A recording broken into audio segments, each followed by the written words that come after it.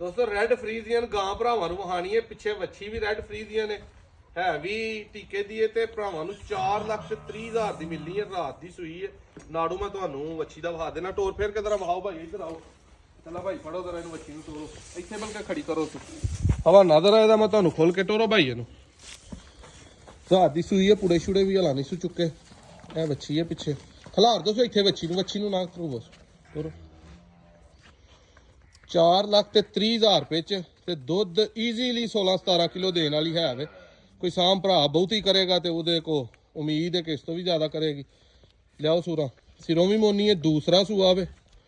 ਠੀਕ ਹੈ, ਮੂੰਹ ਪੂਰੀ ਗਾਂ ਬਣ ਗਈ ਹੈ ਤੇ ਰੈੱਡ ਫਰੀਜ਼ੀਅਨ ਦਾ ਕਰਾਸ ਹੈ। ਹੁਣ ਕਿਹਦੇ ਨਾਲ ਕਰਾਸ ਹੈ ਮੈਨੂੰ ਤੇ ਨਹੀਂ ਸਮਝ ਆਈ, ਤੁਸੀਂ ਵੇਖ ਲਓ। ਕਾਫੀ ਹੱਦ ਤੱਕ ਇਹਦੇ ਵਿੱਚ ਪਿਓਰ ਬਲੱਡ ਹੈ।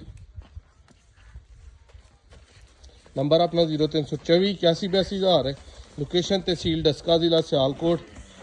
ਨੰਬਰ ਤੇ ਕਾਲ ਕਰ ਲੈਣੀ ਹੈ ਭਰਾਵਾਂ ਨੇ। WhatsApp ਤੇ ਮੇਰੇ ਨਾਲ ਰਾਬਤਾ ਕਰਨਾ ਤੇ WhatsApp ਤੇ ਤੁਸੀਂ ਰਾਬਤਾ ਕਰ ਲੈਣਾ। 4,30,000 ਰੁਪਏ ਦੀ ਗਾਂ ਮਿਲਣੀ ਹੈ ਤੇ ਥਣ ਚਾਰੇ ਹੀ ਵੇਖ ਲੈਣੇ ਨੇ ਕਿ ਮੁੱਠ ਤੇ ਆਸਾਨੀ ਦੇ ਨਾਲ ਘਰ ਬੇਸ਼ੱਕ ਕੋਈ ਬੱਚਾ ਇਹਨਾਂ ਨੂੰ ਚੋਵੇ। ਪੂਰੀ ਸੌ ਸੀਲ ਹੈ। ਇਹ ਵੱਛੀ ਵਹਾਓ ਜਰਾ ਉਰਾਂ ਭਾਈ, ਨਾੜੂ ਇਹਦਾ ਗਿੱਲਾ ਇੱਥੇ ਖੜੀ ਕਰੋ। ਇਹ ਵੱਛੀ ਹੈ ਪਿੱਛੇ, ਰਾਤ ਦੀ ਸੂਈ ਹੈ। ਇਹ ਤੁਹਾਨੂੰ ਗਿੱਲਾ ਨਾੜੂ ਰਾਤ ਦਾ ਨਜ਼ਰ ਆਏਗਾ।